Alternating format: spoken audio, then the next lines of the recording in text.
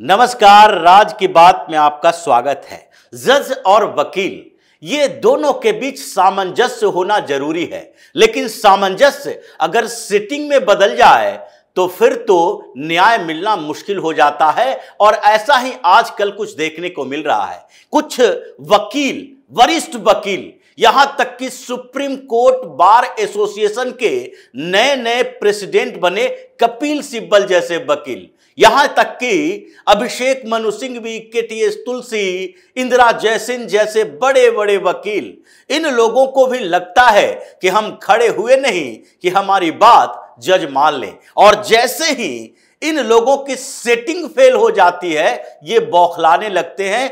अलग अलग मुकदमों में ये दिखाई पड़ रहा है। सुप्रीम कोर्ट बार एसोसिएशन के प्रेसिडेंट बनने के बाद अभिषेक मनु सिंघवी के खिलाफ अब इनको जलन होने लगी है कपिल सिब्बल को। कपिल सिब्बल जब से सुप्रीम कोर्ट बार एसोसिएशन के प्रेसिडेंट फिर से बने हैं, तब से लगने लगा है कि मेरा मुकदमा तो सुप्रीम कोर्ट में या हाई कोर्ट में सफलता तक नहीं पहुंचता है, क्लाइंट हमसे भागे जा रहे हैं। तो दूसरी तरफ ये अभिषेक मनु सिंघवी है, ज्यादा बड़ा सेटिंग कर रहा है। और कुछ और जगहों पर इन लोगों को लगने लगता है कि हम लोगों से अब जैसे जज साहब को नाराजगी होने लगी है, क्योंकि सवाल उठने लगे हैं। सवाल एक नहीं कई उठने लगे हैं कि जिन जिन मामलों में ये बड़े वकील होते हैं, उसमें इनके क्लाइंट की जीत की संभावना कैसे बढ़ जाती है। जीत का मतलब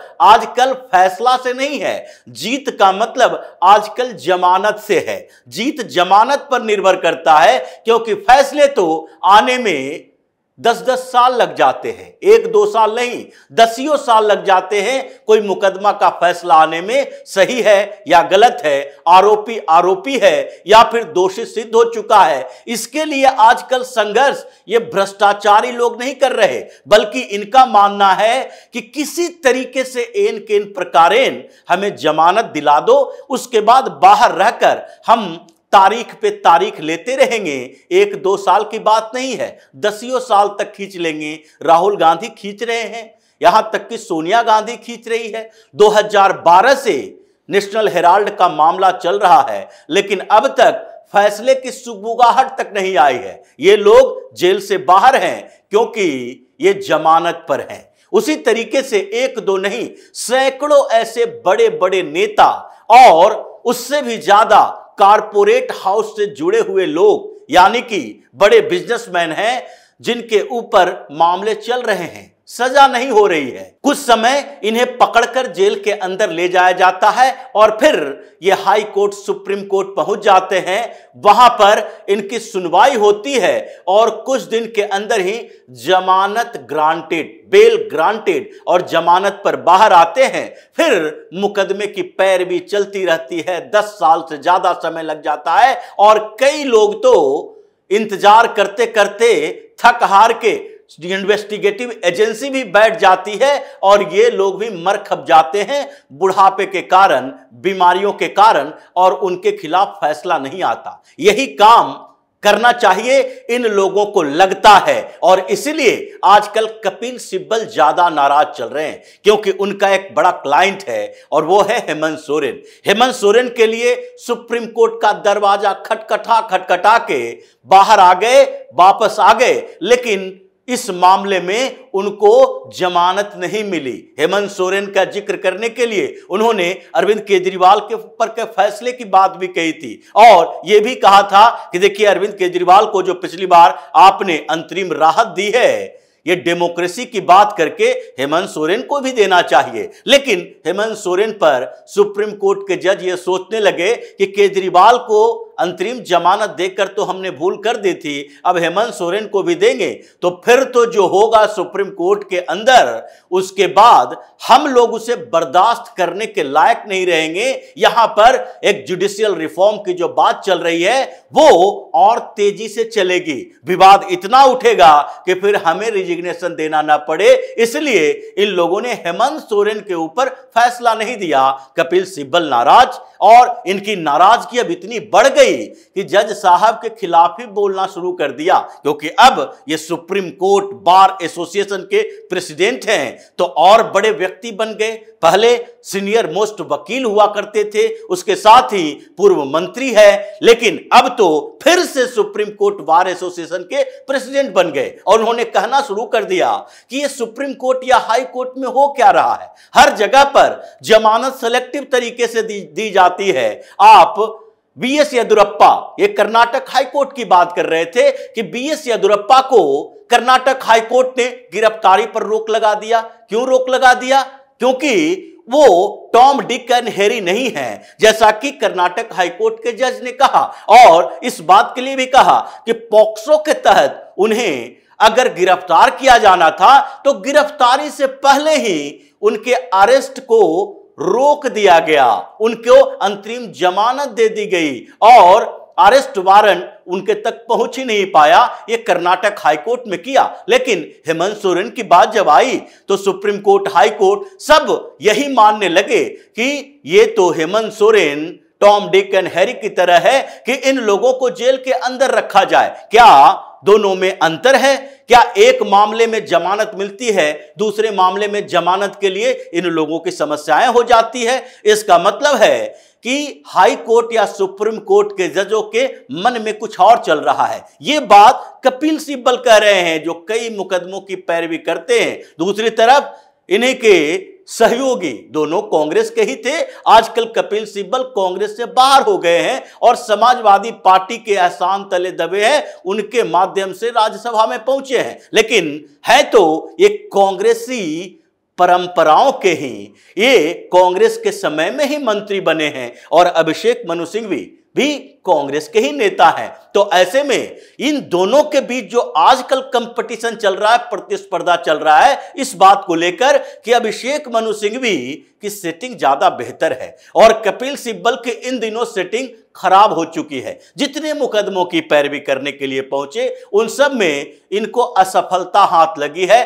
अब कहना पड़ रहा है, पॉलिटिकल सर्किल में यह बातें चल रही है कि कपिल सिब्बल में वो दम नहीं रहा, क्योंकि पिछले दिनों जितने मुकदमे इन्होंने लड़ा, चाहे इलेक्शन कमीशन के खिलाफ हो या फिर जम्मू कश्मीर में आर्टिकल 370 को फिर से लागू करने की बात हो या फिर इलेक्शन बाउंड की बात हो, हर मामले में इनके तर्क को ज्यादा तवज्जो नहीं दिया गया। ज्यादातर मामले ये हार जाते हैं और अब तो जो ये जमानत दिलवा पाते थे अपने क्लाइंट्स को, वो भी नहीं दिलवा पा रहे हैं। हेमंत सोरेन इसका ताजा तरीन उदाहरण है। इससे इतनी बौखलाहट हो गई है कपिल सिब्बल के अंदर कि अब वो जुडिशियरी पर सवाल उठाने लगे हैं कि जज साहब जो हैं वो किसी न किसी दूसरे तरीके से चल रहे हैं, कानून के आधार पर नहीं चल रहे हैं, ये कानून की धज्जियां उड़ा रहे हैं। अब ये दलाल वकील जो है आपस में लड़ेंगे, क्योंकि इंटरेस्ट तो इनका यही है, अगर बड़े क्लाइंट्स नहीं मिलेंगे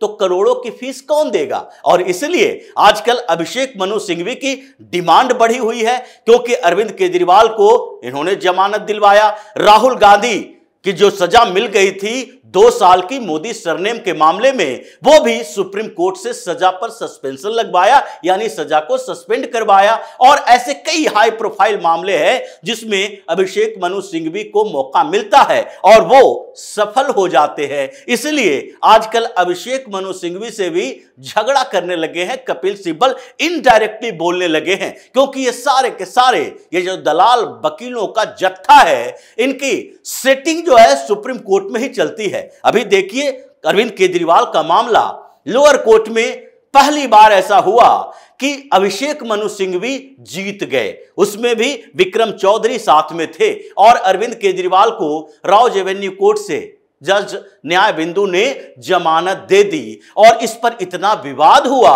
जिसके कारण ये लोग फंसते नजर आए। जज साहिबा भी फंस गई, उनके ऊपर भी सवाल उठ रहे हैं कि आखिरकार आपने कैसे ऐसे मामले में जमानत दे दी जिसको टच करने से हाई कोर्ट और सुप्रीम कोर्ट भी परहेज कर रहे हैं। वहां के जज भी सोच रहे हैं ये तो कानून के अंतर्गत मान लिया गया है कि जब ईडी गिरफ्तार करती है, मनी लॉन्ड्रिंग का मामला हो, सेक्शन 45 में साफ तौर पर कहा गया है कि जब तक जज को यह न महसूस हो कि प्रथम दृष्टया इनके खिलाफ कोई मामला नहीं होता है, तब तक जमानत नहीं दी जा सकती है। जब तक जज साहब ये पूरी तरह से आश्वस्त नहीं हो जाते और ईडी की तरफ से इशारा संकेत नहीं मिलता कि इस मामले में इनकी कोई भूमिका हो ही नहीं सकती है, इस मामले में जमानत का मतलब लगभग ये मान लिया जाए कि ये प्राथमिक तौर पर भी ये आरोपी नहीं बन सकते, तभी जमानत दी जा सकती है। इसलिए सुप्रीम कोर्ट, हाई कोर्ट जिस मामले को टच करने से डर रहा है, वहां पर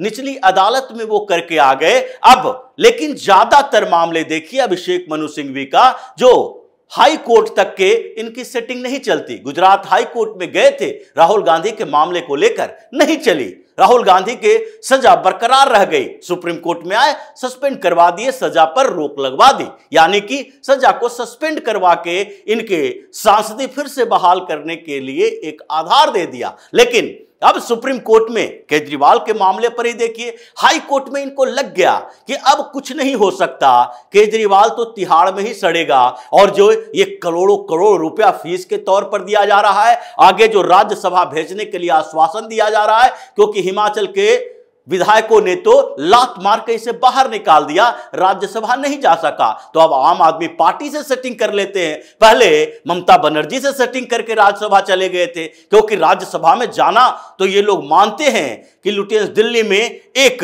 पावर सेंटर क्रिएट करना है, वहां तो रहना ही रहना है किसी तरीके से। तो इसलिए केजरीवाल के मामले को लेकर सुप्रीम कोर्ट में चले गए। लेकिन सुप्रीम कोर्ट एक ही गलती बार बार नहीं दोहरा सकता, इसलिए वहां के जज ये मानते हैं कि केजरीवाल के मामले को टच करना है तो पूरी तरह से सोच विचार कर लो, क्योंकि पिछली बार अंतरिम जमानत दिए, 21 दिन की अंतरिम जमानत से 2100 बार हम लोग बदनाम हुए हैं, और अगली बार इसलिए 7 दिन का एक्सटेंशन लेकर आया, रिजेक्ट कर दिया गया। और इस बार भी इसी कारण से सुप्रीम कोर्ट ने कह दिया कि आप जाइए, अभी हाई कोर्ट में मामला चल रहा है, हम किस आधार पर आपके मामले की सुनवाई करें, क्योंकि आप हाई कोर्ट के फैसले का इंतजार नहीं कर सकते।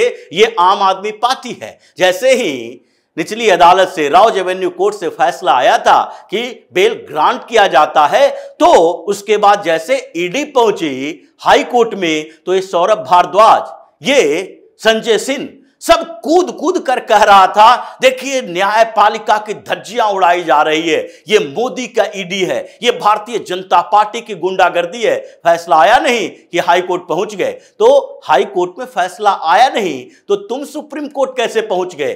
तुम जितने भी कुकर्म करो तो वो सही है, लेकिन दूसरा अगर प्रोसीजर का पालन करे, न्यायपालिका का पालन करे, कानून का पालन करे, तो भी वो गुंडागर्दी कहलाएगा। ये आम आदमी पार्टी की स्थिति है। इसलिए अब ये जो राउज एवेन्यू कोर्ट के फैसले के चैलेंज करने और फिर हाई कोर्ट के बेल पर स्टे लगाने के बाद तो और ऐसी स्थिति आ गई है कि जिस तरीके से पॉलिटिकल सर्किल में धीरे धीरे अरविंद केजरीवाल अनटचेबल होता जा रहा है, उसी तरीके से न्यायालय में भी, जजों के बीच भी अनटचेबल हो जाएगा। कोई जज इसके मामले में हाथ डालना नहीं चाहेंगे, क्योंकि इसने जो तरीके अपनाए हैं, उंगली पकड़ो तो पूरा हाथ हड़पने की कोशिश करता है। अब सुप्रीम कोर्ट ने समझ लिया, अंतरिम जमानत दिए डेमोक्रेसी की बात करके, और यह तो अब हर बार यह सोचता है कि सुप्रीम कोर्ट मेरा घर बन गया है, तुरंत जाओ और वहां से जमानत लेकर आओ। अब ऐसा नहीं होने वाला है। इसलिए केजरीवाल के कैंप में, सिंघवी के कैंप में अब हंगामा है कि दलाल वकीलों के बीच आपस में झगड़ा हुआ तो जज साहब भी एक्सपोज होंगे और वकीलों के ये सेटिंग भी एक्सपोज हो जाएगा। तो इसी तरह की खबरों के साथ फिर से हाजिर होंगे। तब तक के लिए बने रहिए हमारे साथ और देते रहिए हमें सहयोग, ताकि इसी तरह की खबर हम आपके लाते रहें। धन्यवाद।